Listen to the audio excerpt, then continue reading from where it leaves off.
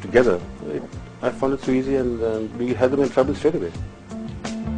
Binny captured 3 wickets, and left-arm spinner Ravi Shastri mopped up the tail as the West Indies crumbled to 228. It was a major upset, the repercussions of which would be felt all the way to the final. Losing that very first game was a bit of a shock, but at the same time it woke us up a bit, because we needed to come out of our complacency and to realize that, listen, this is a World Cup, this is a one-day tournament, which on any particular day a team can turn up, play better than you have been playing, whether you're the best team in the world or not, and you will get beat. And that sort of woke us up a bit. I think beating West Indies was really, I think, morale boosting for the team as such, because then we thought, fine, we have won against the world champions, we have won against the strongest side, so there is a possibility then we can do a miracle in the World Cup. A win against Zimbabwe in their second game kept that possibility alive, but they were cut to size in their next match by Australia. The shot. It was a reality check for India as Trevor Chappell's century helped the Australians home by 162 runs. The Oval was the scene of India's next fixture. This time a resurgent West Indies avenged their opening day defeat. With 4 matches gone, India sat third in the table, knowing that only 2 straight wins would do.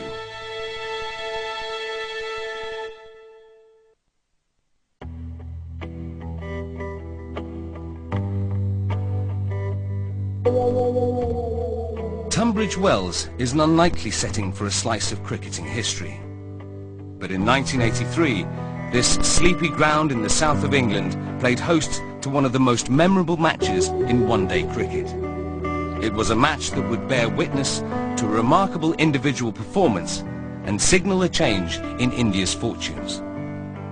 I think it was definitely a turnaround, and all thanks to Kapil. I think he led the way for the Indian side, because the way he batted, the way he handled that pressure in that particular game. On a moist pitch, the ball swung and seamed appreciably, and India couldn't cope. So Karan from the commentary box aimed to Shrikant, and he puts it up in the air, and there's Butchart underneath, and he takes a very, very good catch indeed. I thought he was going to Lawson from the Cumberland walk in, and that's a good ball. And is he caught? He is, he's out. Now, that was a glorious off-cutter, and Amarnath doesn't like it one little bit. After 13 overs, India was 17 for 5. We were all very disappointed, and so we just stayed back in the basement, and we didn't feel like coming up. And secondly, we thought we were not expecting to fail against a team like Zimbabwe, because we had won against them quite easily. And then when we got the news sitting down in the dressing room that, okay, now the runs are coming, Kapil is batting beautifully, scoring runs at his will. And so we started coming up and started watching the game. What they would witness was one of the greatest innings in World Cup history. Kapil had come in, I think, at number 7, and he hadn't played a shot. He just looked like he was determined to try and bat and get a score for India. He was just absolutely amazing. He never mishit the ball. We never dropped him. He never gave us a chance. Anything that went in the air generally went out the ground. As Rawson comes in, the Kapil who has 99. This one nudged out the offside to go through for the single, and he's got it. And there's going to be applause from all the Zimbabwe players. In comes Fletcher, loping in from the far end. The bowler Kapil Dev gets a full toss, points into mid-on, and that's 172, and it is a record for the Prudential World Cup. Kapil reached 175 not out and took the team to an unthinkable 266. It was an inspiring innings that clinched the match by 31 runs. I think in every cricketers, when you play almost 15-20 years, some of the days come out, it's your days, manufactured by God given to you, and this is whatever you do, it's nothing can go wrong. Perhaps that inning was like that. I think then there was no stopping after that. Even in game against Australia, probably we were all charged up. We knew that we could beat any side. They now went into their final match against Australia, knowing that whoever was victorious would make it to the semi-final. We were confident at that point of time, and we were also tense, because that's a situation where It's a give and take. You know, you either stay in the tournament or you get out of it. Fired up, Binny starred with 4 wickets as India brushed aside Australia by 118 runs to storm into the last 4. Their opponents would be a team India had never beaten in a one-day match on English soil.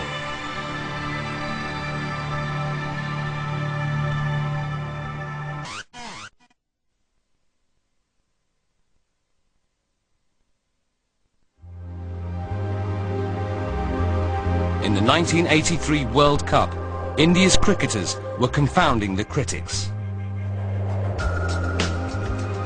They had been drawn in a group with the West Indies and Australia, and all but their staunchest supporters expected them to make an early exit.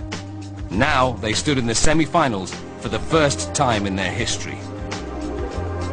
I think once we were through to the semis, we were all thrilled. So I think the first thought came in our mind, if look, this is the 3rd World Cup we were playing. We failed miserably in the first 2. Now we have reached the semis. So let's enjoy the semi-final first. Though the semi-final was a new experience for India, this was not entirely a team of novices. The majority of their 14-strong squad had yet to carve their place in history, but the Indians could call on 2 players of world renown. Sunil Gavaskar boasted a talent that transcended his team's test record. His stroke play and technique had bewitched spectators for a dozen years, and though he was less consistent in the shorter version of the game, his prodigious talents were too great to overlook. Until the start of 1983, Gavaskar had been captain, but that role had now passed to a 24-year-old, Kapil Dev. Already the youngest player to have reached 1,000 runs and 100 wickets in test matches, a feat he achieved aged just 21, the all-rounder's talent on the pitch was not in dispute. But his captaincy was unproven, and now would be tested in the semi-finals by the hosts, England.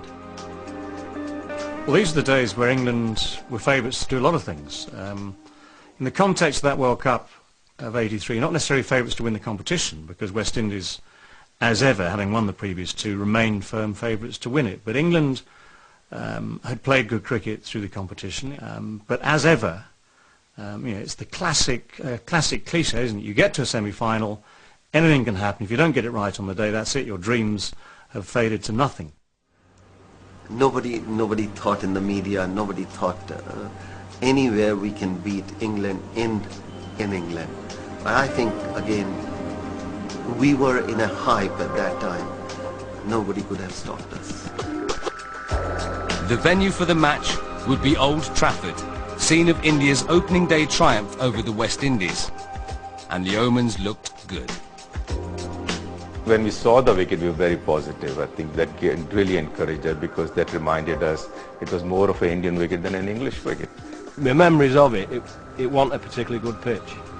I think I had very inexperienced. It had no pace or no bounce in it. And as I said to you before, in them days, if England got beat, it was always the ground's fault, never England. England, though, started the match in fine form. That's a lovely shot. First boundary of the day. Beautifully timed shot there by Graham Fowler. Half volley on the leg stump. He put it away to perfection. England's opening pair of Fowler and Chris Tavare wasted no time tearing into the Indian attack. That's going to be 4 more. The way England started, I thought probably they would score about 300 runs, and the first 15 overs, they're really smashing the bowlers all over the ground. Getting that away through the gap on the offside. The outfield pretty quick. 4 runs, 50 up. A very promising start indeed for England. Then, of course, Roger Binny, I think, was the man of the series right through the World Cup as a bowler, because